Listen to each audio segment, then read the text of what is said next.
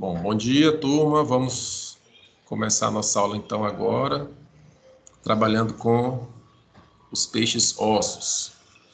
Na aula passada, a gente falou sobre peixes cartilaginosos, com as aquisições evolutivas desse grupo, quando a gente compara, ou quando comparado, aos animais chamados de agnatos, né, lampreas e feiticeiras. Então, nós temos aí duas aquisições evolutivas, dos agnatos para os peixes cartilaginosos, que nós vimos na aula passada.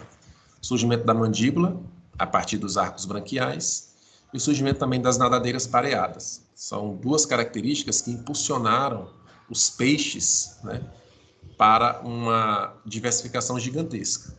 Então, na aula passada, os cartilaginosos, com essas duas características, se diversificaram, e apresentaram outras características que são típicas do grupo. Então, hoje a gente vai ver osteites com as características referentes a esse grupo de vertebrados, algumas dessas compartilhadas com os condrídeos e outras apenas únicas ou exclusivas, digamos assim, dos chamados peixes ossos, certo? Então, vamos lá. Osteites vem do grego osteo, significa osso, mais ictis, que significa peixes, ou basicamente, peixes que apresentam estrutura ou endoesqueleto mineralizado através de um chamado osso. Extremamente quantitativos, né, e diversificados. O que justifica nós termos tantas espécies de peixes? Está aí no segundo tópico. Pelo fato da superfície da Terra estar coberta em 73% de água. Além de você cobrir superficialmente, você tem as colunas, né, ou a estratificação vertical dentro da água. Então, quanto maior a diversidade de ambientes, maiores as chances, né, de diversificação dos seus representantes. Então, os números se justificam por essa enorme quantidade de água, né, essa enorme massa de água. Os hábitats aquáticos estão entre os mais produtivos do planeta, nós acabamos de falar, né, além de ser extremamente abundante, né, digamos assim, 73% da água está presente cobrindo a superfície terrestre, a gente tem também essa estratificação vertical. E, além disso, a alta produtividade, que nós vimos lá na disciplina de metazoários basais, né? A constância do ambiente aquático, marinho, as correntes oceânicas, né? São várias características que tornam o oceano, em algumas porções, uma espécie de caldo nutritivo. E isso aumenta a diversificação dos seus representantes. Os peixes estão adaptados a todos esses ambientes, ou seja, movem-se livremente na coluna de água, subindo, ascendente ou descendente, áreas mais profundas, áreas mais rasas, áreas mais claras, áreas mais escuras, né? Com maior quantidade de oxigênio ou não. Então, essa diversificação do ambiente, favorece a diversificação também das espécies. Um terço deles vivem em água doce e, claro, o restante em água salgada. Nós também temos algumas características que diferem, né, quanto ao fato da água marinha ser mais constante quando comparado com a água doce. A água doce são várias características, né? Alguns rios são temporários, outros não apresentam o mesmo nível de profundidade, a questão da temperatura também varia, dependendo do lago, rio, açude, né? Então, são muitas características que tornam um ambiente de água doce, digamos assim, não tão constantes quanto um ambiente de água salgada. Os primeiros fósseis datam do Siluriano superior. Os mecanismos alimentares foram um dos principais elementos na evolução dos peixes. Nós vimos isso na aula passada. À medida que o animal aumenta de tamanho, ele troca a alimentação do batimento ciliar para a bomba de sucção faríngea. Então, uma boca, dente, maxila, capacidade de engolir presas maiores. Então, tudo isso favorece o aumento de tamanho, ou de você tirar maior proveito do ambiente, da biota. E isso, claro, vai se refletir na diversidade dos representantes. Quais são as características básicas, né, dos representantes aí da superclasse Piscis, né, dos peixes ossos, osteites? Presença de mandíbula, fato, né? É um dos primeiros elementos aí de sustentação da diversidade do grupo, dos vertebrados, dos gnatostomados. Apresentam um esqueleto ósseo mineralizado, com vértebras verdadeiras, que protegem agora de forma integral o tubo nervoso. Então, ele permite que o animal se locomova sem causar danos ao tubo nervoso. Recobertos por escamas dérmicas, apresentam um corpo fusiforme, que é aquele corpo em formato de míssil, né, que nós vimos também na aula passada, ou seja, o mesmo padrão de organização corporal dos peixes cartilaginosos. Nadam por meio de nadadeiras pares, isso é importantíssimo. A nadadeira par favorece a locomoção, favorece a ascensão, força de ascensão e força para mergulhar para o fundo, controla o corpo do animal na coluna de água, mantendo ele numa posição de equilíbrio. Tudo isso por conta da diversificação dessas nadadeiras. Respiram através de brânquias, isso é um fato, né, dos animais aquáticos, e são adaptados para todos os ambientes. Aquáticos, claro, né? Bom, origem. O Devoniano é chamado de Idade dos Peixes. Na verdade, o Devoniano, assim como outras eras geológicas, diz respeito a mudanças no clima, mudanças na crosta, mudanças na composição do planeta. E essas mudanças, elas podem significar uma vantagem ou não para determinados grupos. Aqui, as que aconteceram no Devoniano favoreceram a diversificação dos peixes, né, os primeiros representantes aí desse grupo. Todas as linhagens principais de peixes viveram na mesma época durante esse período, ou seja, durante o Devoniano. A maioria dos gnatostomata, esse é um termo aí que é recente nas nossas aulas, ou seja, os animais dotados de mandíbula, ou surgiram ou tiveram diversificação significativa no Devoniano. Entre eles, o nosso objeto de aula hoje, que são os peixes ósseos, os osteídeos. Restos fragmentados de peixes ósseos remontam ao Siluriano, mas os fósseis mais completos surgem no Devoniano, ou seja, muito mais antigo na escala temporal. Essa ilustração mostra onde nós estamos na aula de hoje. Na aula passada nós estivemos aqui nos condrictes, hoje nós estamos aqui nos osteites, com esses ramos aqui. Actinopterídeos, sarcopterídeos, que são os peixes nadadeira raiada e peixe nadadeira lobada. Esses aqui, ó, no finalzinho, importantíssimo por conta dessa frase aqui, ó. Peixes de nadadeira lobadas e tetrápodes. Então, o que vai vir a partir da próxima aula é o surgimento dos primeiros representantes que vão invadir o ambiente terrestre, meio que de forma parcial, que são os anfíbios. Então, a nossa linhagem vertebrada, quadrúpede, de 4 patas, né, ou tetrápoda, deriva desses representantes aí de nadadeira lobada, que nós vamos ver ao longo da nossa aula a importância destes. Bom, características gerais. O que caracteriza um peixe ósseo, né? Quando nós estivermos falando disso, vocês vão estar pensando naquele peixe que nós conhecemos, né? Seja o clássico tambaqui da nossa dieta, ou na nossa região também aqui o mandi, o pintado, né? Chamado de surubim, né? Etc. Existem diferenças entre eles, né? Entre um tambaqui, uma tilápia e um surubim. Mas de forma geral, as características gerais que nós vamos citar aqui acabam abrangendo esses dois representantes. Pele com muitas glândulas mucosas e escamas são importantes para que o animal possa se locomover e deslizar sobre a água, dentro da água, na verdade. Nadadeiras medianas e pares presentes que podem ser raiadas ou lobadas, nós vamos ver mais à frente a diferença de uma para outra. Uma boca que geralmente está localizada terminalmente no corpo, ou seja, lá na ponta da cabeça, às vezes pode estar voltada para baixo. E com a presença de dentes. 2 bolsas olfativas dorsais sem comunicação bucal.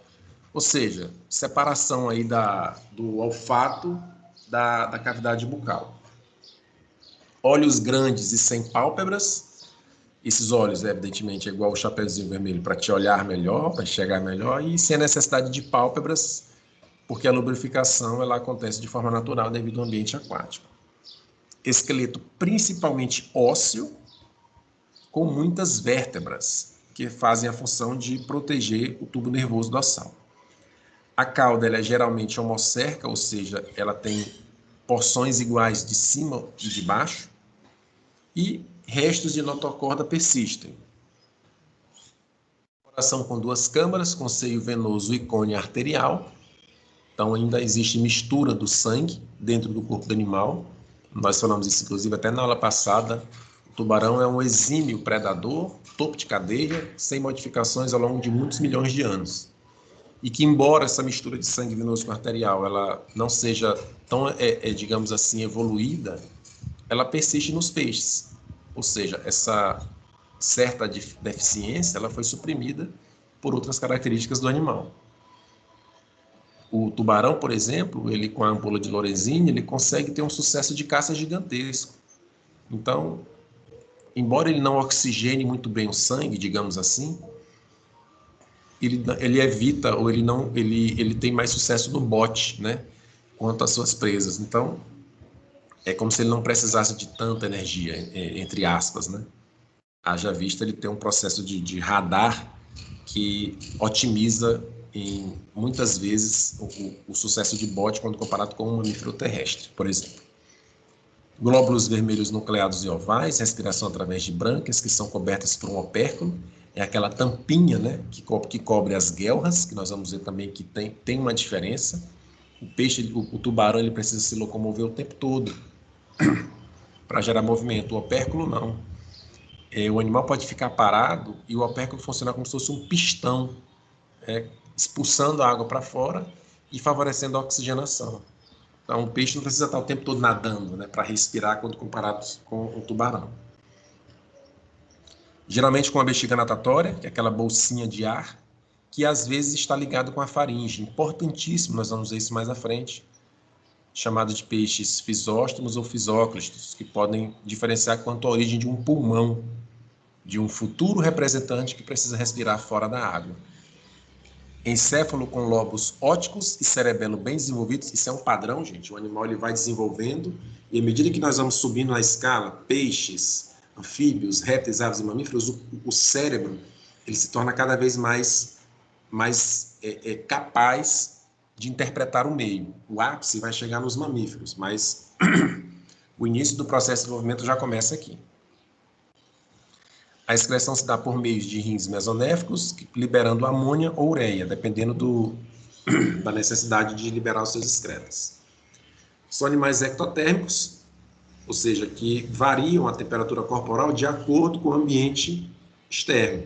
Então, ele não controla a sua própria temperatura, igual os mamíferos, que no caso da espécie humana se mantém em 36,5 graus, né? Independente se esteja, claro, né, com as limitações, no inverno ou no verão. Gônadas pares, ovíparos, põem ovos, ovovivíparos, quando os ovos ficam retidos dentro da fêmea, ou vivíparos, quando o peixe pare os seus filhotes já formados sem necessidade de postura de ovos. Fecundação externa, isso é diferente do que nós vimos nos peixes cartilaginosos, os condrictes, onde alguns tubarões apresentam uma modificação da nadadeira caudal na forma de clasper, dando origem a um pênis. Aqui não. Aqui a fecundação vai ser externa. Macho e fêmea nadam um ao lado do outro, pondo seus gametas na água e a fecundação acontece do lado de fora do corpo. Desenvolvimento indireto, ou seja, passando por um estágio larval. Essa ilustração mostra um pouco da diversidade dos representantes, né? Então, várias formas corporais aí, desde animais alongados, animais em formato de lua, como o peixe-lua, animais em formato de corpo vermiforme, animais que apresentam uma organização mais circular e aqueles que são extremamente diferenciados, como o caso do cavalo marinho. Que já foi pergunta do show do milhão, né? Onde o Silvio Santos perguntou se isso aí era um peixe ou era um mamífero. E, se eu não me engano, o rapaz perdeu lá 1 milhão porque disse que era um mamífero, cavalo, mamífero, né? Cavalo marinho. Aqui o padrão, né, de organização corporal, tendo como representante uma perca amarela. Então, mostro aqui, olha, as nadadeiras pareadas, né, aqui pélvica e peitoral, ou seja, um de cada lado, uma barbatana anal e a nadadeira homocerca, ou seja, a parte de cima é igual à parte de baixo, certo? Aqui nós temos uma barbatana também dorsal, que faz com que esse animal seja um ótimo nadador.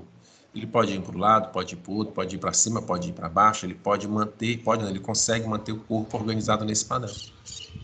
Boca muitas das vezes voltada para frente e grandes olhos além da presença do opérculo, que é a tampinha, né, que cobre as brânquias. Bom, vamos agora ver algumas características dos representantes. Pele, circulação, digestão, etc. Primeira delas, tegumento. Ou seja, como é que é a pele, o revestimento do peixe ósseo? Inteiramente coberto por uma epiderme lisa e mucosa, tronco e cauda com escamas finas e arredondadas assemelhando-se a um telhado. Telhado, como nós sabemos, né? Uma telha fica encaixada na ponta da outra.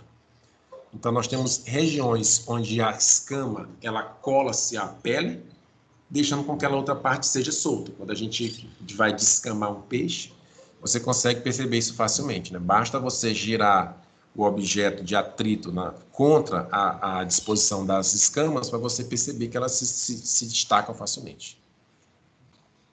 Cada escama está situada numa bolsa dérmica parecida com uma bolsa ou com um capilar de onde nasce um pelo. E lá vai nascer, no caso, uma escama.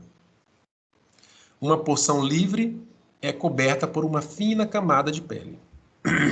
A linha lateral, que é uma fileira de pequenos poros, elas estende-se por toda a lateral do corpo. A linha lateral, gente, é uma rede de canais que ficam, como diz o próprio nome, no lado do corpo do peixe, tanto de um lado quanto do outro. E aquelas movimentações da água, aquela pedrinha que a gente joga no lago, que gera aquelas ondas, elas são facilmente captadas pelo peixe. E dependendo do ambiente que ele esteja, ele pode interpretar aquilo como sendo um alimento, até mesmo um perigo, né? Então, aquelas ondas que são conduzidas pela água, mecanicamente, elas são captadas pela linha lateral, funcionando como uma espécie de tato, né, à distância, né, para que o animal possa se situar. Quantas escamas? Geralmente são finas e imbrincadas e predominantemente formadas por osso. Apresentam animais, aliás, as escamas nos animais apresentam tamanhos variados e crescem durante toda a vida do animal. Quem trabalha ou quem conhece, quem mexe com criação de tambaqui, deve saber que quanto mais tempo o tambaqui passa no açude, maior ele fica e maiores as suas escamas também se tornam. Então, a gente costuma comprar tambaqui de 1,5 kg, entre 1 kg e 1,5 kg na feira. Se você quiser comprar um de 2 kg ou 3 kg, pela idade, por exemplo, não pelo tempo, pela engorda, vocês vão ver que o animal vai ter uma carne dura e escamas gigantescas, né? Tanto é que ele nem é utilizado para com fins de venda, né? Porque ele atinge um padrão que é incompatível com o consumo humano, não fica saboroso, etc. Os anéis de crescimento evidenciam a idade. Para os peixes de área temperada, uma espécie de linha de inverno. Isso aqui é muito comum também em árvores, né? Então, quando você corta um tronco de uma árvore, em regiões de clima temperado, com estações do ano bem distintas, você percebe os anéis de crescimento nas árvores, dizendo, olha, essa árvore aqui tem 100, 200, 1.000, 500 anos, entendeu? As linhas, os anéis de crescimento presentes nas escamas dos peixes também podem dizer a mesma coisa. Você pode estimar a idade do peixe a partir desses anéis de crescimento. Bom, lá no início, no segundo tópico o primeiro diz que as escamas são finas e predominantemente ósseas. Quando a gente vem no tópico de número 4, você diz o seguinte, que as necessidades fisiológicas podem provocar uma reabsorção. Ou seja, dependendo do estilo de vida do animal, essa escama, que é óssea, pode ser absorvida por uma determinada carência nutricional. Ou, por exemplo, pode mostrar que esse nutriente vai ser reabsorvido da escama, por exemplo, durante os períodos de reprodução, o que gera aí a chamada marca de desove. Então, a escama pode dizer muito do hábitat e do estilo de vida ou do comportamento do animal. O pai está passando tanto periquito aqui em casa, vocês devem estar ouvindo, né? Mas não sou eu que crio não, viu, gente? Estão voando aqui. Bom, essas características das escamas tornam estas extremamente importantes para a sistemática do grupo. Bom, aqui ó, é a escama mostrando formatos quitenoides, cicloides e ganoides, ou seja, arredondadas, em formato de quadrado ou em forma de uma espécie de meia-lua aqui e mais quadrado embaixo. E aqui mostrando o padrão que nós falamos agora há pouco de telhado, né? Onde uma peça se encaixa sobre a outra. Então, às vezes, ela pode estar muito livre ou muito encaixada dentro da próxima. Então, olha aqui, o tubarão, que não é objeto da nossa aula, foi da aula passada, peixes cartilaginosos, tem esse tipo de escama dérmica, nós vimos, são dentículos dérmicos. Aqui o salmão, aqui uma escama do tipo ganoide, e aqui uma escama do tipo quitenoide para a perca, certo? Então, formatos variados que são importantes, por exemplo, para a sistemática dos representantes desse grupo. Bom, esqueleto. O esqueleto é formado pelo crânio. Nós sabemos que a função do crânio é primariamente proteger a parte mais nobre do animal, que é o cérebro. Então, o crânio compreende a caixa craniana, as cápsulas pares, ou seja, buracos, né, que podem acomodar, por exemplo, um olho de cada lado. Então, são cápsulas pares. E o esqueleto visceral. Então, o esqueleto compõe o crânio e o esqueleto visceral, com mandíbulas e suportes para a língua e as brancas, né, parte do crânio. Ele é solidamente unido e com presença de dentes e, inicialmente, durante os primeiros estágios de desenvolvimento, ele é cartilaginoso, onde a ossificação vai acontecer depois, certo? Composição do esqueleto ósseo, não só do crânio. Nós temos crânio, a coluna vertebral, as costelas, a cintura peitoral, ou seja, para nós, se fôssemos comparar com os humanos, seria a nossa clavícula, né, de onde parte os nossos braços. Aí a cintura peitoral é aquela parte de frente, onde ficam as nadadeiras anteriores. E os ossos que sustentam os raios das nadadeiras, chamadas de pteriogióferos.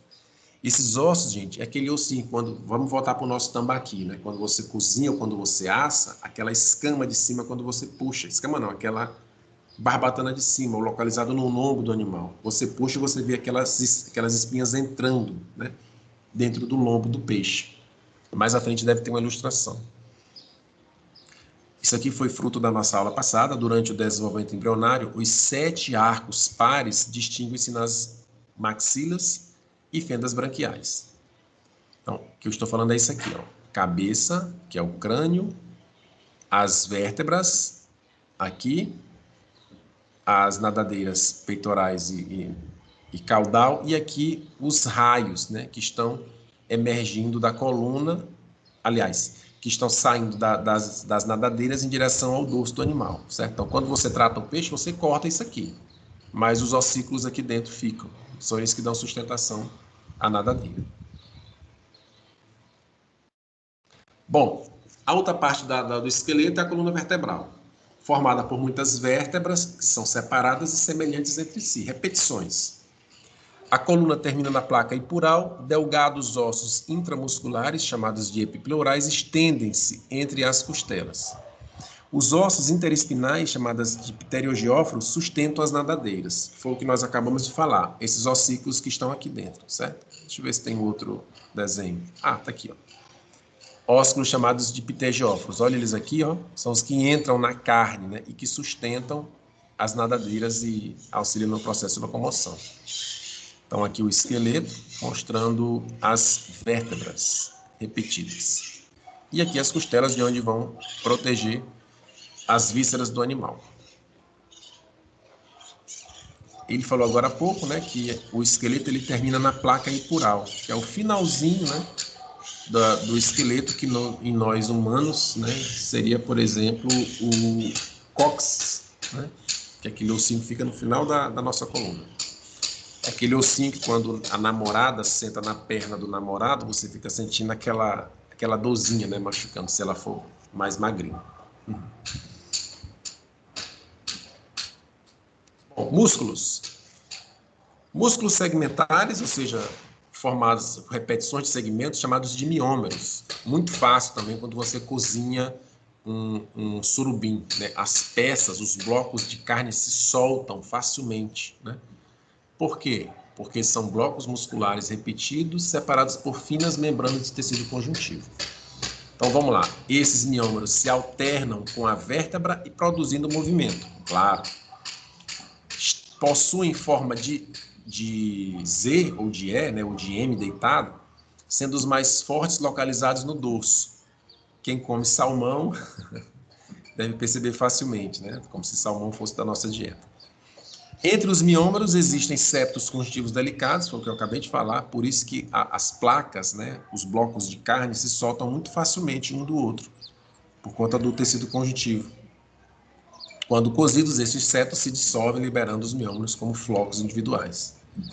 Eu acho que mais à frente deve voltar aqui, não dá para perceber que não tem um músculo. Acho que mais à frente deve ter. Aparelho digestivo. Vamos ver o que aconteceu nesses animais, assim como nos peixes cartilaginosos, que acompanhou o movimento do surgimento, no caso, na verdade, da maxila. Então, as maxilas e mandíbulas com muitos dentes, pequenos e cônicos, mas que variam em forma e tamanho, de acordo com o tipo de alimentação. É igualmente não, um processo muito semelhante ao dos mamíferos, né? Então, o dente de gato é de um jeito, porque ele come carne, carnívoro. Dente de um boi é diferente, porque ele come outro tipo de alimento, ele é um animal herbívoro. Então, a dentição do peixe, ela tende a ser homogênea. Os dentes tendem a ser iguais entre si, né? Não tem incisivo, molar, pré-molar e canino. Eles tendem a ser iguais, mas, dependendo do tipo de dieta, essa boca vai mudar. Comparem, por exemplo, a boca de uma piranha com a boca de uma perca comum, né? Ou de um tambaqui. A disposição dos dentes e o formato dos dentes. Nós não temos glândulas salivares, porque não necessita lubrificar o trato digestivo por conta da água, né? Já é um animal aquático. O sistema digestivo é completo, né? De boca até ânus, né? Com várias estruturas acessórias, como os secos pilóricos, órgãos produtores de armazenamento de substâncias digestórias, como fígado e vesícula biliar, além de faringe, esôfago, estômago, intestino, etc. É mais objeto da disciplina de anatomia animal comparada, certo? Então, aqui mostrando a língua, que ajuda na deglutição. Tem alguns parasitas que vivem dentro da língua do peixe, é um negócio bem horrível, né? Fígado, seco pilórico, estômago, intestino e aqui no finalzinho, o ânus. Algumas adaptações do aparelho digestivo. Então, o que ele diz? O comportamento. Quando um predador se aproxima, né, a água gera ondas, o que acaba alertando a presa. Então, ora, se eu vivo dentro d'água e o simples... Vou dar um exemplo, né? Um leopardo ou um leão, ele tem que dar um bote certeiro contra a sua presa. Se ele for a favor do vento, o cheiro vai alertar, correto? Então, digamos que ele vai, portanto, escolher atacar contra o vento, para que ele não seja sentido a sua presença através do cheiro. Na água isso não é possível. Na água, ao se locomover, qualquer predador, ele gera movimento na água, e essas ondas vão ser captadas pela presa. Então, como é que nós vamos resolver esse problema de aproximação? Então, vamos lá. A sucção promove um fluxo para a boca, desorientando a presa. A boca de alguns animais, ela é ventral sugadora, ou seja, antes da presa se aproximar e sentir a minha presença, eu sugo a massa de água, fazendo com que ele seja engolido de forma inteira. Uma outra característica para você suprir esse problema: mandíbulas prolongadas, mandíbula inferior alongada, boca formando uma espécie de bico e boca voltada para cima de forma vertical. Ou seja, mudanças quanto ao padrão de orientação, de organização da mandíbula e da maxila para aumentar a chance ou sucesso. Em alguns casos, a boca, inclusive, chega a ser protusível, ou seja, a boca ela volta-se para fora. Na aula passada, nós vimos que o tubarão, o peixe cartilaginoso, ele ejeta a maxila, né? Ele tem uma cinese craniana, a boca, a dentição jogada para fora, para aumentar a área de impacto, inclusive proteger os olhos, né? Então, a boca protusível que vocês vão ver bem aqui, ó, nesse slide. Então, aqui são algumas adaptações. Eu tenho aqui, digamos assim, barbas, né, ou bigodes, que ajudam esse animal a tatear o fundo de um rio ou de um lago. Aqui a mandíbula voltada para baixo. Aqui eu tenho um outro formato de boca. Aqui ela é voltada para frente. com a presença de dentes, e aqui ela é voltada para cima, dependendo do tipo de hábito. Digamos que esse animal ele come, digamos assim, frutas que caem de uma planta para a água. Então a boca ela tem que ser apropriada para isso e otimizada, né, para que possa se alimentar de forma rápida e não perder a oportunidade. E aqui a boca protusível. Então vocês estão vendo aqui, ó, 1, 2, 3, 4, 5, 6. Movimento 1, movimento 2, ó, quando a mandíbula inferior abre, você tem movimento aqui na tampa do opérculo, o arco iomandibular. No 3, essa estrutura ela é jogada para fora e atinge o máximo aqui no 4. Então, aqui são poucos centímetros, né, de uma forma geral, mas que acaba jogando a boca muito para frente. Então, se você tornar a maxila protusível e associado a isso ter uma força de sucção, o indivíduo consegue se alimentar de forma com maior sucesso. Aqui, para algumas percas, nós temos, além da maxila tradicional, nós temos as mandíbulas faríngeas. Olha só, uma boca e uma outra mandíbula do lado de dentro. A mandíbula faríngea, ela é utilizada primariamente para auxiliar na manipulação e preparação da presa, antes de ser engolida por inteiro. E, posteriormente, podem utilizar também no processo de mastigação para nutrientes vegetais que são extremamente rígidos, né? É aquela história, eu sou um predador, eu vivo no ambiente aquático, as minhas presas elas são limitadas e eu preciso aproveitar da melhor forma possível tudo aquilo que se aproxima. Esse animal, no caso aí, pode ter até mesmo um par de mandíbulas, né? Em geral, peixes que vivem associados ao fundo têm boca inferior com barbilhões, é o caso do nosso mandi, né? É o caso do nosso surubim. A maioria se alimenta de invertebrados e muitos apresentam dentes molariformes achatados ou arredondados para triturar, por exemplo, sementes duras, né? Já os predadores apresentam boca grande, mandíbula forte, dentes agudos, parece com a história do lobo mau do Chapeuzinho Vermelho. Tem, em geral, o estômago grande para engolir a presa inteira e, muitas das vezes, o intestino ele é curto. Olha aí a dentição variada, né? Quando você compara uma piranha, por exemplo, digamos que seja uma piranha, não conheço, e aqui esse peixe africano com esses grandes dentes, né? Típico de um animal predador, carnívoro. Aparelho circulatório. Coração com duas câmaras situado abaixo da faringe, é o mesmo padrão observado nos peixes cartilaginosos. Vários pares de arcos aórticos, né, que vão distribuir esse sangue para todo o corpo do animal.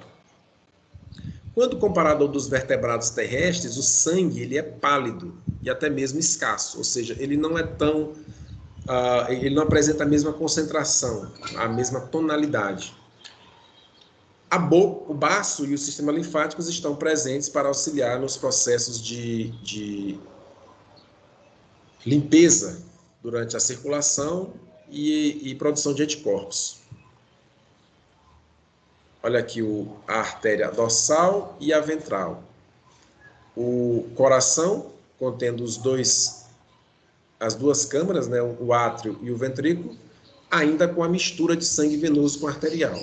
Claro, né? Se eu só tenho uma passagem do sangue, a circulação simples, o sangue vai estar sempre se misturando. Quanto à respiração, não existe muito o que se falar.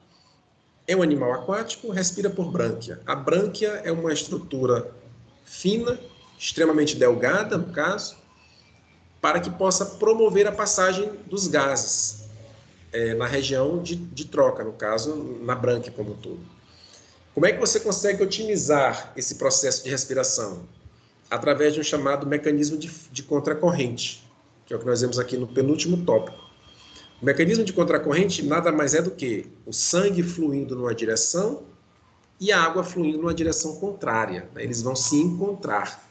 E esse encontro com diferença de pressão favorece a troca gasosa. A bexiga natatória pode também atuar como órgão respirador de algumas espécies. Aqui nós temos um mecanismo de contracorrente, né? Então, o que acontece? Aqui vocês têm a brânquia, eu não sei se é nesse slide ou é no próximo, região extremamente delgada, fina, por onde o sangue passa. Então, o que acontece? À medida que o sangue flui numa direção, vocês estão vendo, a água flui no sentido contrário. Isso faz com que a água rica em oxigênio consiga forçar, digamos assim, a passagem deste oxigênio para dentro do sangue, que em menor concentração, né, acaba entrando para dentro da circulação. Ao contrário do dióxido de carbono, que é muito mais rico nessa região do que do lado de fora. Então, ele acaba saindo, sendo liberado da brânquia. Então, o mecanismo de contracorrente é basicamente você forçar a troca desses gases respiratórios. As lamelas secundárias são projeções onde vão acontecer as trocas gasosas, e a ventilação forçada, como diz aí o próprio slide, é típica de peixes abissais, que vivem no fundo de regiões aquáticas, né? Onde o oxigênio ele está presente em menor quantidade. O que é a ventilação forçada? Então, olha só, o animal abre a boca, engole a água com o opérculo fechado. À medida que ele abre o opérculo e ele força a pressão dentro da boca, a água passa pelo opérculo forçadamente, favorecendo os processos respiratórios. Então, o animal, igualmente o ser humano, em altas altitudes, respira com força. O animal aqui na região de muita profundidade, onde o oxigênio é pouco, ele engole e força a passagem da água pelas brânquias, né? Então, atenuando essa baixa concentração de oxigênio com a força exercida para respirar. Aqui é o mecanismo de contracorrente, era essa imagem que eu estava procurando. Então, o que vocês estão vendo aqui? O fluxo de água passando pela lamela, o vaso sanguíneo possui uma direção, enquanto que a água possui uma direção contrária. Então, eles estão se chocando, né? A água quando passa pela brânquia, o que favorece o processo de captação de oxigênio e liberação de gás carbônico, chamado mecanismo de contracorrente.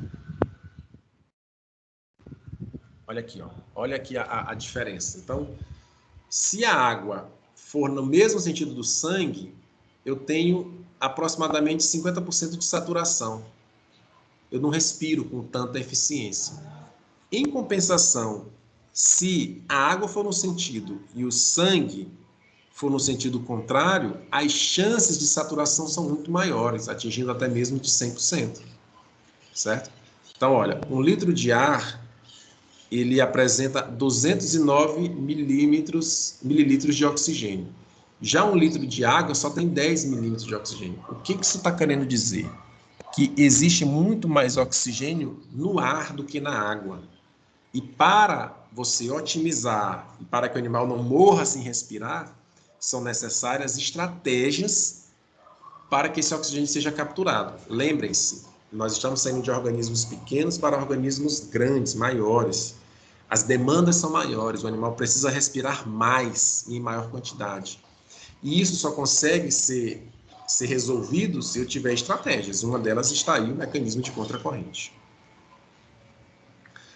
Universo sensorial. Como é que os peixes ósseos conseguem captar o ambiente ao seu redor? Primeiro, a luz, ela entra muito pouco na água, certo? Então, a luz no ambiente terrestre, ela ilumina igual. Se você não tiver uma sombra, um obstáculo, uma parede. Na água, não. À medida que a luz ela entra na água, ela vai perdendo intensidade. Então, regiões profundas, né, ou turvas, a luz não chega.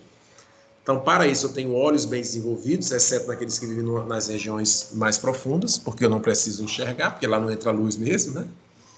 E os olhos tendem a se acomodar a uma visão à distância. O tralhoto, que é uma espécie de peixe, apresenta um olho dividido em dois. Parte enxerga para fora e parte enxerga para dentro. Vamos já ver mais à frente. Os ouvidos. Principal função do ouvido. A gente, animais terrestres, é de captação de som. Aqui, para animais aquáticos, o ouvido basicamente é um órgão de equilíbrio, para dizer, olha, a tua posição correta é esta, certo?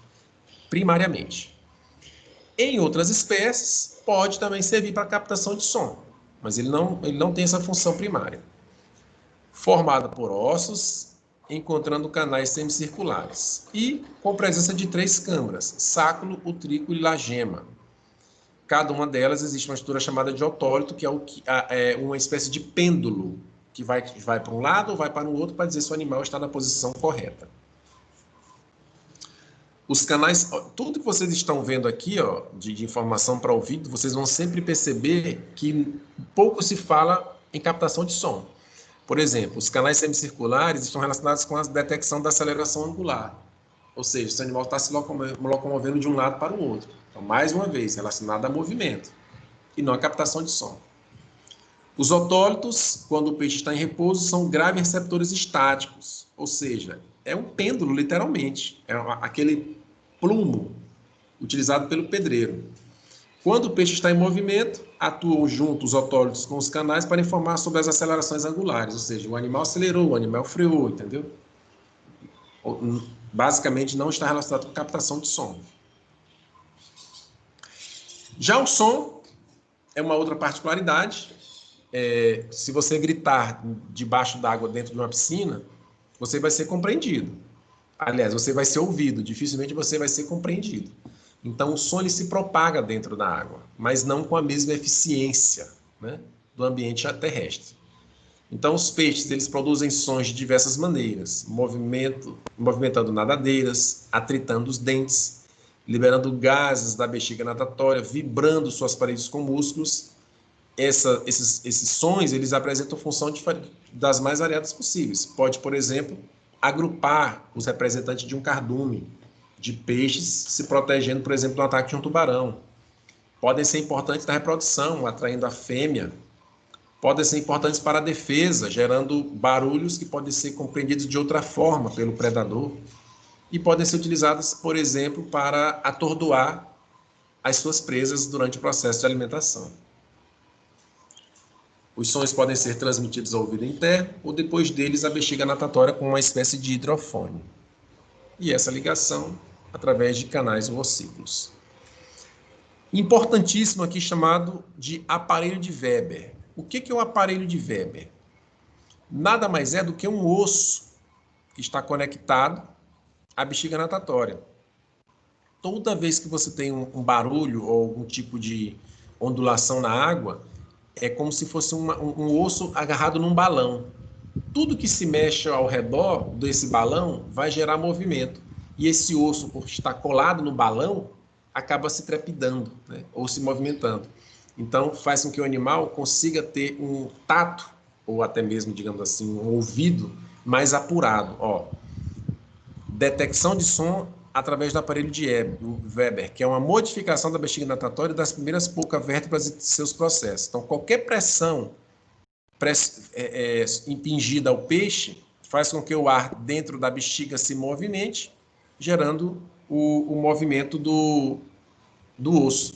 Consequentemente, esse osso acaba captado, né, captando esse movimento e direcionando o animal para o estímulo ou para se afugentar desse mesmo estímulo.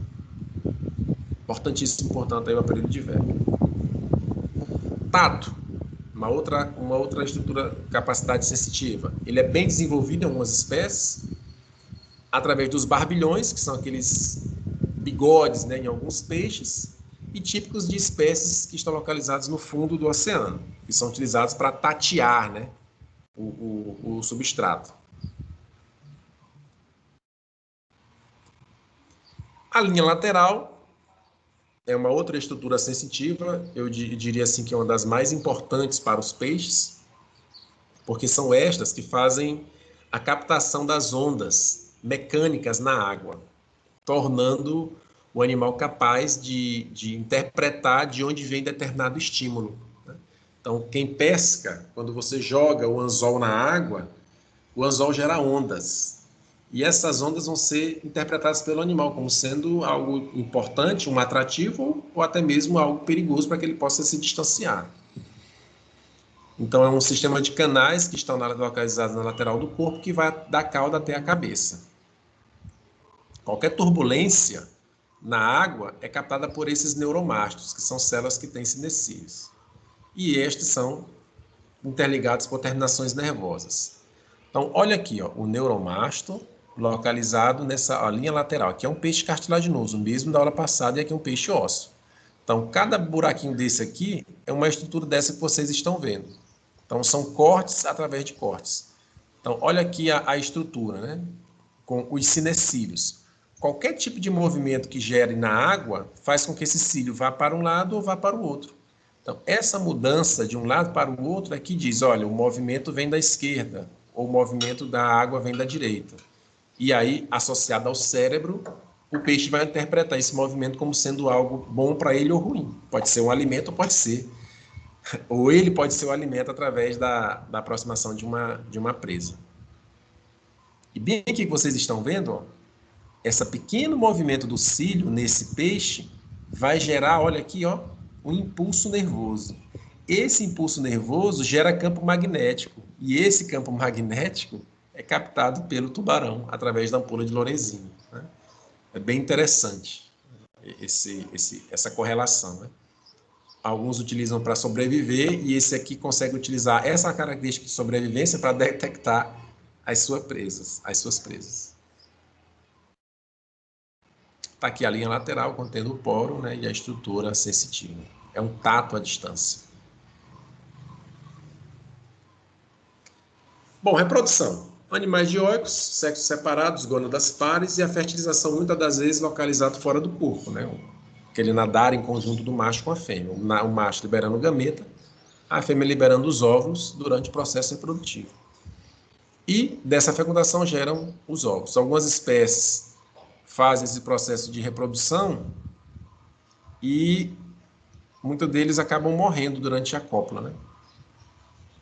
Algumas peculiaridades é o cavalo marinho que incuba os ovos através de uma bolsa no abdômen. Então, não é o macho que engravida, não, é ele que guarda os ovos de onde serão gerados os filhotes, né?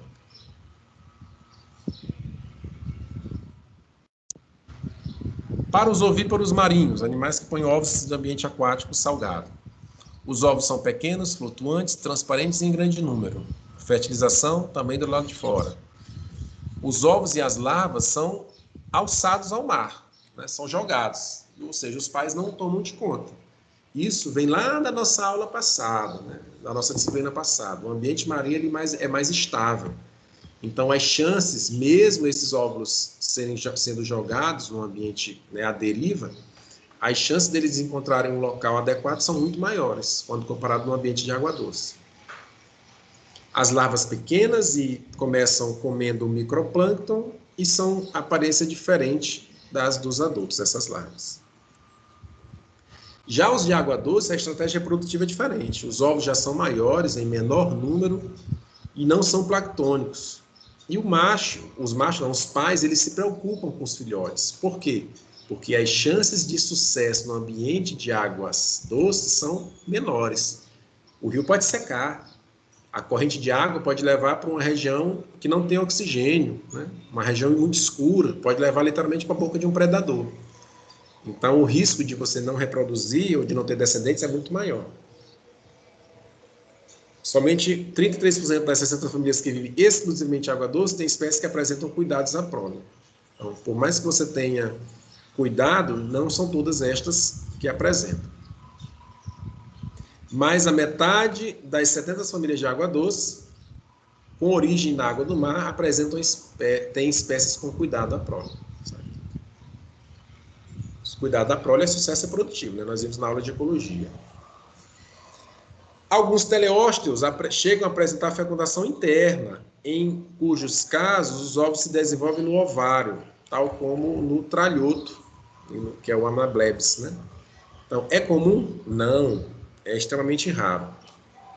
E aqui os olhos saltados para fora do tralhoto que nós vimos nos slides anteriores. Alguns peixes, alguns representantes, podem desenvolver um processo chamado de gimnogênese, em que o óvulo se desenvolve sem ser fecundado, como a Poecilia formosa, onde só existem fêmeas. É muito parecido com a partenogênese, né? No caso das abelhas. Então, a espécie, ela independe do macho. ela sozinha gera o óvulo, e o óvulo, sem ser fecundado, ou seja, sem a presença do macho, consegue dar origem, ou se desenvolver, dando origem ao filhote, dando origem à espécie, dando continuidade à espécie. Espécie humana, quem determina o sexo? O macho, né, o homem. O homem produz gametas X e gametas Y. A mulher só produz gameta X. Então, dependendo do que fecunde, do gameta sortudo, pode nascer menino ou menina. Aí, em alguns peixes, em algumas linhagens, não é no momento da fecundação que determina o sexo do filhote. Inclusive, algumas espécies podem mudar de sexo durante o desenvolvimento. Processo chamado de reversão sexual. Então, quando a espécie é protrândrica, primeiro nasce macho e depois ele se transforma numa fêmea. Quando ele é protogênica, primeiro nasce fêmea e depois se converte no macho. Isso é importante? São estratégias reprodutivas. As espécies acabam se acomodando de acordo com o ambiente, né, e não sendo limitados a ele. É caro, é barato? Nós vimos nas aulas de ecologia, e vocês devem ter visto também, que gerar óvulos, cuidado parental, o investimento no sexo, o tamanho dos filhotes, ser macho ou ser fêmea, diz respeito a gastos, né, que são altíssimos. Então, nas condições normais, ninguém poderia escolher reproduzir. E muitos deles, inclusive, acabam morrendo durante o processo reprodutivo. Mas a necessidade de perpetuação da espécie. Então, vantajoso ou não, caro ou não, precisa ser desenvolvido. Por isso, estratégias diferentes. Bom, os peixes elétricos. Aproximadamente 250 espécies conhecidas. Isso é um número, claro, que não é um número definido, não é um número absoluto. A ciência está aí para contestar, né? Os órgãos elétricos são fibras musculares modificadas, também condução de impulso nervoso, que perderam a capacidade de contração e se especializaram na produção de correntes iônicas, dando origem a estruturas chamadas de eletrócitos. Consistem em placas discoidais multinucleadas dispostas em série. O treme-treme, por exemplo, apresenta 500 mil placas destas. Isso pode gerar correntes do poraqué, como, por exemplo, de 600 volts. Gente, a nossa tomada de casa tem 220 e é um choque gostoso, né? Então, você multiplica isso por 3, que você vai ter uma noção, basicamente, do que é um choque de um poraqué, né? Não é nada interessante. Então, essas placas, né, contendo essas estruturas que causam choque, elas podem ter disposição diferente em algumas espécies. Região da cauda, no poraqué elétrico, no bagre ao longo do tronco, raia-torpedo nas nadadeiras, né, aqui na região cefálica, na região caudal, etc. Então, esses órgãos eletrogênicos, eles apresentam posição variada. A gente conhece basicamente este aqui, né? Mas a enorme diversidade mostra que pode possuir funções, aliás, localizações distintas nas outras espécies. Coloração importante, se deve nesses peixes ósseos através da presença de cromatóforos, localizados abaixo da derme, aliás, na derme abaixo das escamas. Faz a carne. Os pigmentos combinados aumentam o leque de cores. Essas cores, gente, são importantíssimas, né, nos processos reprodutivos. Nós temos aqui embaixo, ó, peixes que apresentam coloração críptica, que podem indicar alguma coisa, né? A enorme diversidade de ambientes, inclusive a própria coloração promovida por alguns corais, podem também ser, digamos assim, aprendida por algumas espécies, né? Não sei nem se esse é o termo correto, fazendo com que esses animais possam se camuflar nesses ambientes.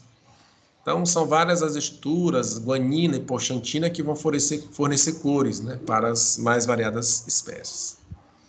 Alguns indivíduos apresentam órgãos luminosos, encontrados em 95% destes, aqueles que estão localizados em altas profundidades. Glândulas mucosas modificadas, que geram luz através de bactérias luminescentes. Estrutura essa representada pelos fotóforos. Vocês já devem ter visto esses peixes abissais aqui, ó, tal como o Melanocetus johnsoni. Esse indivíduo aqui é basicamente uma adaptação para o estilo de vida dele. Animal abissal, vive em regiões de altíssimas profundidades, onde você não tem iluminação. Então, o que que faz? Ele acaba gerando uma luz com essa estrutura para atrair aqueles peixes incautos. E ao se aproximar desse indivíduo, essa enorme boca, que evoluiu também para que os botes apresentem o maior número de sucesso, essa enorme boca vai ser responsável por atacar a sua presa. Então, esse animal ele é assim feio, né?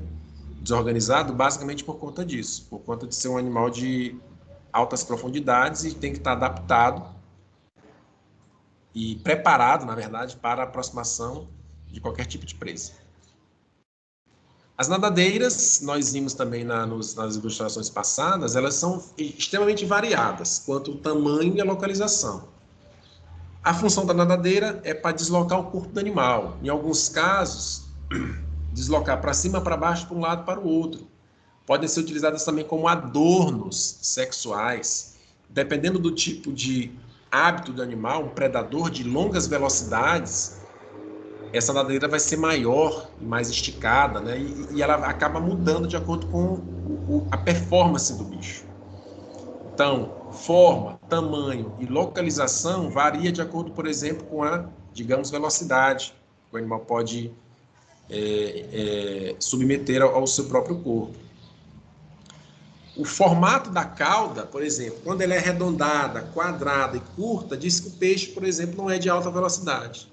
Muito pelo contrário, acaba sendo um animal lento, né, e que utiliza apenas para realizar manobras. Mas faz com que o animal, por exemplo, tenha uma capacidade de arrancada muito alta e alta manobrabilidade. Então, olha aqui.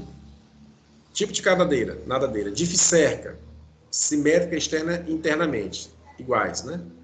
Piramboia, latiméria, que são peixes ósseos. Aqui, heterocerca, onde um ramo é muito maior do que o outro, comum nos peixes cartilaginosos, que não é o conteúdo da nossa aula, tubarões e raias. E aqui, nos peixes ósseos, os lados costumam ser iguais, é chamado de cauda homocerca. Simétrica externa, ou seja, do lado de fora é igual, mas do lado de dentro vocês veem que é diferente, porque a coluna vertebral ela dá uma subida aqui, né? E aqui não. Na latiméria e no piramboia e no selacanto, a parte de cima é igual à parte de baixo, seja do lado de fora ou do lado de dentro. Mais uma variedade, né, quanto ao formato das nadadeiras. E um slide que diz que nadar significa vencer a força da gravidade, produzindo força de ascensão, e vencer a resistência da água, produzindo força de impulso. Alguns animais, olha só como a gente fala em relação à variação da nadadeira, né? Alguns animais utilizam a nadadeira não apenas para nadar, né? Apenas nesse caso aqui, as peitorais elas são utilizadas apenas para guiar ou dar um posicionamento do corpo do animal. A maior parte da força do impulso pode vir, inclusive, da metade mediano posterior do corpo do animal. Aqui sim, a nadadeira ela é sozinha responsável pela locomoção do animal, certo? Então, aqui uma enguia para um peixe cofre, você vê que as ondulações elas variam, né? No animal anguiliforme, é a metade do corpo que gera o movimento. Nos animais carangiforme, apenas a região caudal. Nos peixes do tipo de locomoção ostraciforme, o corpo ele é duro, inflexível, e a ondulação vem somente na nadadeira caudal. Mais algumas diferenças aí, né? Mostrando o padrão de locomoção dos peixes. Vamos lá. Quimioreceptores. Nós temos aqui algumas estruturas que são utilizadas para a captação de estímulos externos. Nós temos eles como representante os botões gustativos, que podem ser encontrados na faringe, na nadadeira, etc., que percebem sabor, literalmente, né? Doce, salgado, amargo e azedo. E os órgãos nasais, que correspondem às narinas, que vão detectar substâncias que não são tão solúveis na água. Podem reconhecer, por exemplo, alimento e parceiro sexual. Então, imagine, uma parte para 1 bilhão. Né? Então, durante o processo reprodutivo, essa característica ela é importantíssima. E podem, por exemplo, ser importantes também durante os processos de migração dos salmões, que nascem no ambiente de água doce e migram para o ambiente de água salgada. Inclusive, fazendo o caminho contrário durante a fase adulta, basicamente por essa detecção de partículas, né? Ou esse, digamos assim, imprint, né, do ambiente, fazendo com que o animal consiga retornar ao local onde ele nasceu, sem nenhum tipo de orientação física, né, apenas química. A bexiga natatória é o órgão que aparece aqui nos peixes ósseos que não estão presentes nos peixes cartilaginosos. A função da bexiga natatória é fazer com que o peixe evite estar fazendo esforço continuamente. Olha aí o primeiro tópico. A densidade média dos tecidos dos peixes é maior que o da água, ou seja, a tendência de um peixe é sempre afundar. Ele precisa se locomover. Então, como é que ele resolve esse problema? Com essa estrutura. Então, você tem nadadeiras que podem ajudar a isso. Alguns peixes têm que nadar o tempo todo. Em compensação, outros apresentam flutuabilidade neutra. Isso se deve a quem? A famosa bexiga natatória, que é um saco de ar que fica dentro do corpo do animal, com que ele possa flutuar sem gastar tanta energia. Bom, é um saco de paredes finas e esbranquiçadas, cheio de oxigênio, localizado atrás do tubo digestivo, e equivale a 5% do peso do corpo em alguns peixes marinhos e 7% naqueles de água doce. Esse tópico aí, o segundo, é um dos mais importantes. Nas formas primitivas, existe uma ligação entre a bexiga natatória e o tubo digestivo, chamado de duto pneumático. Essa estrutura vai ser importantíssima para o surgimento do pulmão, em alguns representantes que nós vamos ver mais à frente. Função primária é um órgão hidrostático para flutuabilidade e que pode, ao longo do tempo, dar origem a essa estrutura respiratória.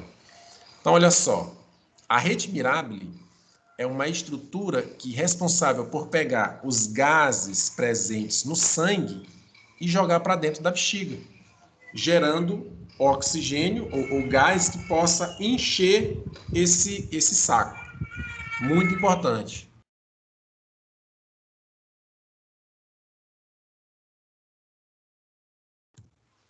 Aqui a bexiga natatória sendo facilmente observada, né, com um corte, né, em um peixe, é muito comum. Esse saco de ar é facilmente observado. E aqui o que nós falamos agora há pouco, né? Nos peixes fisóstomos, existe uma conexão entre o esôfago e a bexiga natatória. Gente, rapidinho aqui, um momentinho, viu?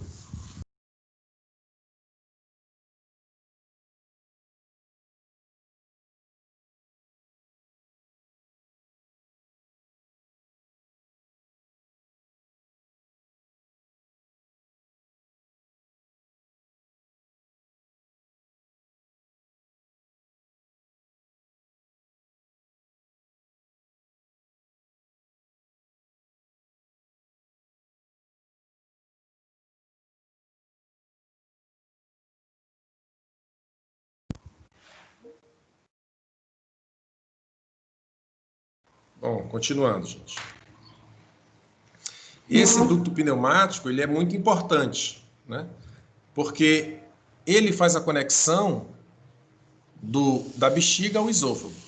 Essa estrutura caracteriza os peixes chamados de peixes fisóstomos, ou seja, aqueles que apresentam a conexão entre esôfago e bexiga natatória. Ou seja, engolir ou expelir o ar favorece os processos de flutuabilidade. Então, o peixe ele pode gerar um movimento, né, através da sucção ou da deglutição, jogando o ar para dentro da bexiga, fazendo com que ela aumente de tamanho, de volume ou diminua.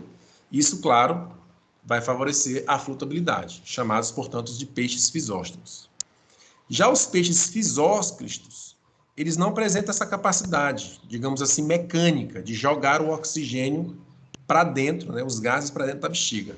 Quem faz esse papel é a rede mirabile, que é um conjunto de vasos sanguíneos que vai transportar o oxigênio presente no sangue para dentro da bexiga natatória, para auxiliar nos processos de flutuabilidade, certo? Então, são dois processos distintos para inflar esse saco de ar. Foi o que nós mostramos agora há pouco, né? A rede mirabile, ou seja, as paredes finas ou delgadas dos canais capilares, que são responsáveis pela absorção do oxigênio para dentro da bexiga natatória. Osmorregulação. O que é osmorregular?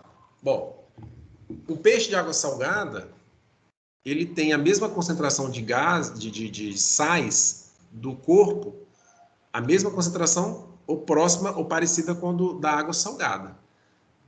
Já um peixe de água doce, a concentração de sais dele é superior ao ambiente externo. Seria você colocar vinagre, por exemplo, na salada. O que vai acontecer pouco tempo depois? O vinagre ele é mais concentrado, a salada, o alface não. Então o alface ele acaba o quê? Murchando. O que eu estou querendo dizer? Que na água salgada é como se o vinagre tivesse a mesma concentração do alface, não aconteceria nada. E na água doce, você teria essa diferença. Então, na água salgada normal, na água doce, o peixe ele estaria o tempo todo entrando água dentro dele, para tentar diluir a concentração de sais. Então, isso é o processo chamado de osmorregulação. Então, um animal que vive na água e que tem brânquias, né, que são estruturas muito finas e delgadas, precisa estar continuamente lutando contra o excesso ou não de água dentro do corpo. Então vamos lá, peixes ducícolas são mais concentrados, hiperosmóticos. Os marinhos são hiposmóticos, menos concentrados. Aqueles que migram da água doce para o mar têm que se adaptar a isso. O salmão, quando ele sai da água salgada e vai para o rio migrar, ele tem que se adaptar a essa mudança. E isso é um processo que custa caro. Dois nomes aqui. Ó. Quando o indivíduo vai do mar para o rio desovar, é chamado de anádromo, como é o caso da lampreia e do salmão. Quando ele vai do rio para o mar reproduzir ou desovar, ele é chamado de catádromo, como é o caso da enguia. Então, são dois processos que vão gerar estresses quanto ao processo de osmorregulação, né? Para aqueles que migram. Para aqueles que vivem sem necessidade de migrar, existem mecanismos próprios. Por exemplo, uma característica bem interessante. Peixe de água doce, ele é mais concentrado do que a água do rio. Naturalmente, essa água tende a entrar de forma direta pela brânquia, para tentar diminuir. Então, esse peixe ele não bebe água. Ele não existe necessidade de beber água, porque a água está o tempo todo entrando pelas brânquias, através dessa reabsorção ativa do cloreto de sódio. Como consequência, esse peixe, por estar o tempo todo entrando água nele, ele vai estar o tempo todo liberando água. A urina dele vai ser diluída, por conta do excesso de água que vai estar entrando. O peixe não faz nada. Ele simplesmente existe na água doce e automaticamente a água está sendo absorvida pelas brânquias e esse excesso de água tem que sair, senão o peixe vai explodir. Então esse peixe não bebe água e urina. Já no peixe de água salgada é uma coisa interessante, as concentrações elas são próximas ou parecidas. Então, nesse caso, o peixe ele precisa estar bebendo água. Por que ele bebe água? Porque ele tende a perder a água para o meio, porque o sal do ambiente marinho, como diz o próprio nome, ele é muito mais concentrado. Então, se ele é mais concentrado, o animal, ao invés de absorver, igual da água doce, ele está perdendo água. Então, se ele está o tempo todo perdendo água, o que ele faz? Ele acaba bebendo para compensar essa perda. E como ele bebe água salgada ou extremamente salgada, o peixe, a sua estrutura fisiológica, tem que resolver esse problema. Então, ele vai secretar automaticamente outros tipos de sais para compensar. Então, o excesso de íons que ele está ingerindo ao fato de beber água tem que ser eliminado nas fezes contra os dejetos. E claro, né, se ele tende a perder água para o meio, o ideal é que ele o quê? Urine muito pouco. né? Ou até mesmo nada. E apenas libere o excesso de íons através das fezes. Então, vou voltar. Peixe de água doce não bebe água porque a água entra passivamente. Já o peixe de água salgada, ele precisa beber água porque, ao contrário do peixe de água doce, a água sai continuamente. Bom, aqui nós temos a classificação. Essa classificação a gente pode passar mais rápido porque diz respeito às características peculiares desses dois grupos, chamados de peixes sarcopterídeos e peixes actinopterídeos, que são os dois representantes dos peixes ósseos, fruto da nossa aula. Principal diferença: peixes actinopterídeos, nadadeiras pares com uma série de ossos que se dispõem como um leque na base da nadadeira. São aquelas espinhas que entram no lombo do peixe, né? Que encaixam no peixe ou na parte de baixo. Então, a nadadeira que a gente vê em cima ou embaixo, ela está encravada no corpo do animal através dessas espinhas que entram na carne. Já os peixes chamados de sarcopterídeos, você não tem essas espinhas, você tem estruturas de ossos, ou seja, a nadadeira ela sai de ossos de dentro do corpo do animal. Isso é muito importante, porque são essas nadadeiras lobadas contendo ossos que fazem com que alguns peixes consigam andar, digamos assim, no fundo do oceano. E à medida que o tempo passa e as condições do ambiente mudam, e, por exemplo, algumas regiões se tornam mais secas, o nível da água baixa, e esse peixe começa a se aventurar do lado de fora da água. Aí você associa essa nadadeira lobada com ossos que possibilitam um andar nessas regiões de transição, com o ambiente externo já mudado, com o surgimento de algumas plantas liberando gases como oxigênio, com uma estrutura cheia de oxigênio dentro do corpo, como é o caso da bexiga natatória. Então, são condições ambientais e morfológicas que possibilitam alguns animais se aventurarem nessas regiões de transição entre água e terra, que é o que nós vamos ver quando nós estivermos falando de peixes não, dos lissanfíbios ou dos anfíbios, que são os primeiros representantes a invadirem o ambiente terrestre. Então, vamos lá. Olha a diferença aqui que nós acabamos de falar, os raios que entram na nadadeira e aqui os ossos, né, das nadadeiras lobadas dos chamados sarcopterídeos, né, importantíssimos para andar no fundo do oceano. Então, peixe nadadeira raiada, actinopterídeo, peixe nadadeira lobada, sarcopterídeos. Então, os músculos se estendem para dentro da nadadeira, permitindo uma grande flexibilidade. Tá aqui os dois raios, olha só, olha a importância, gente. Actinopterídeo, nadadeira raiada, certo? Peixes, esturjões, etc. E o sarcopterídeo, quando você vem meio aqui na pontinha, quem foi que apareceu? Mamíferos, tartarugas, lagartos, crocodilos e aves. Ou seja, a linhagem sarcopterídea, que é essa aqui do slide anterior, importantíssima no surgimento dos famosos vertebrados terrestres. Sarcopterídeos, muito abundantes no Devoniano. Nós só vamos falar dos sarcopterídeos porque os actinopterídeos foi o que nós falamos a grosso modo durante toda a nossa aula. Atualmente nós temos apenas 4 gêneros, os dipnoicos, representados pelos protopteros, leptocérem e neoceratodos. Latiméria, ripidístia e tetrápoda, ou seja, dipnoico, actinístia, ripidístia e tetrápoda. Essa aqui é a linhagem que vai dar origem aos tetrápodes, anfíbios, répteis, aves e mamíferos. Esses aqui nós vamos ver nesse exato momento. Quem são esses representantes aqui, certo? Vamos lá. Grupo importante de peixe de nadadeira lobada, porque os anfíbios evoluíram destes. Durante o Devoniano, 2 ramos separados evoluíram. Um originou os anfíbios, ripidísticos, e o outro grupo invadiu o mar. Esses são chamados de selacantos, que se pensavam estarem extintos, mas que foram redescobertos, se eu não me engano, na década de 70 ou 60. Vamos lá. Primeiro, dipnoico. 3 gêneros, 6 espécies. Neoceratodos na Austrália, Protopteros na África e Leptocéria na América do Sul. No Brasil, esse representante é chamado de piramboia. Alguns, se eu não me engano, chamam ele de peixe 7 léguas. Está aqui, ó, peixe pulmonado. É um peixe que consegue resistir durante muitos períodos fora da água. típicas de regiões lamacentas ou de regiões onde a água tem pouca concentração de oxigênio. Então, é um resistente, né? Um organismo que resiste a baixas condições, ou seja, apresentam uma respiração diferenciada que não é tão dependente das brânquias. Aqui o Neoceratodes. Presença de dentes no palato fundidos entre si, formando duas placas dentígradas, responsáveis pela alimentação de plantas e invertebrados. Vivem em rios, todos respiram o ar atmosférico. Alguns desses, até 98% da respiração ela é aérea. Ou seja, o animal está na água por estar, mas respira oxigênio aéreo. Alguns destes passam por uma fase de estivação semelhante à hibernação, quando a condição fica muito ruim, né? Muito alagada. Leptocene paradoxa, que é a nossa piramboia aqui na América do Sul. E aqui a importância que nós falamos agora há pouco, né?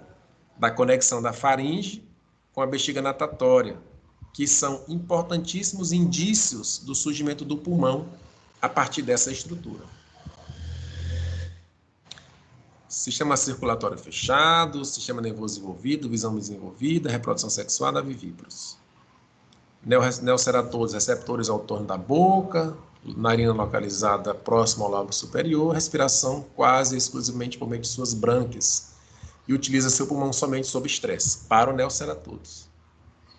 Comportamento de corte complexo, reprodução, formam ninhos e os machos são territoriais. Não tem cuidado parental e ovos apresentam 3 milímetros de comprimento. Pouco se sabe sobre sua biologia reprodutiva. São muito pouco representativos. Está aí um exemplar. Leptocere e Protopteros, a piramboia e o outro peixe pulmonado africano. Rios e lagos que podem ver longos períodos, inclusive fora de água. 98% da capacidade respiratória através do pulmão. Podem cavar buracos e secretar um muco abundante que, misturado ao lodo, forma um envoltório endurecido até esperar o retorno das chuvas. Ou seja, vive num açude ou num lago que pode secar completamente. Fica enterrado ou semi-enterrado nessa bolsa de lama e de lodo, respirando o ar atmosférico. Poucas brânquias, pulmões pareados, escamas finas e filhotes apresentam brânquias externas. Está aqui a brânquia localizada externamente ao corpo do animal. Está aí o processo de estivação, que é um comportamento semelhante à hibernação. Então, ele vai para o fundo, né? À medida que a água vai baixando, ele se enterra e fica esperando as condições retornarem, né? As condições favoráveis retornarem para que ele possa voltar a nadar ou viver no ambiente aquático. Em compensação, consegue facilmente respirar o oxigênio atmosférico. Aqui nós temos a comparação das estruturas dos vertebrados, né? O Latiméria, que é o celacanto, nadadeira peitoral. A letra B, um Poroleptiforme pectoral. E a letra C, um peixe pulmonado também. Então, ossos, né? Que emergem para fora do corpo e não apenas raios de nadadeiras. O outro grupo é a Actinistia, primeira nadadeira dorsal não ser carnosa, etc. 2 gêneros, Latimeria calunga e manadensis, aproximadamente 50 gêneros extintos. Esse aqui foi o que eu falei agora há pouco, foi redescoberto na década de 40, então, 1938. Agressivos, azul metálico, fecundação provavelmente interna, pouco se sabe sobre os seus representantes. O Latiméria, ele foi redescoberto em 1938 e ele é praticamente igual aos os seus antepassados, né? É basicamente um fóssil vivo esse animal. E aqui dá para ver claramente as nadadeiras lobadas, né, no parte de baixo dorsal do animal.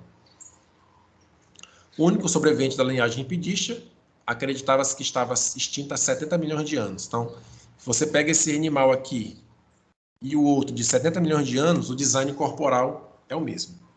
E eles utilizam essas nadadeiras de baixo para andar, literalmente, igualmente um tetrápode no fundo do oceano.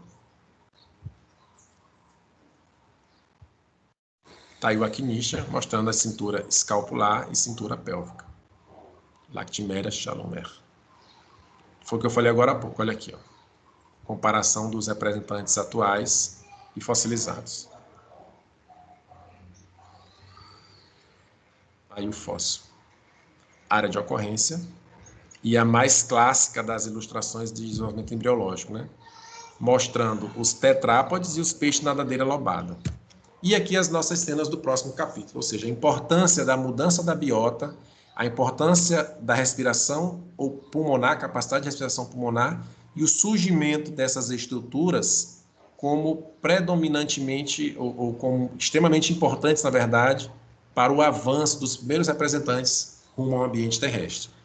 Cenas do nosso próximo capítulo, portanto, o subfilo, ainda dentro do subfilo vertebrata, os lissanfíbios, ou conhecidos popularmente, aliás, lissanfíbios, conhecidos também como anfíbios. Certinho?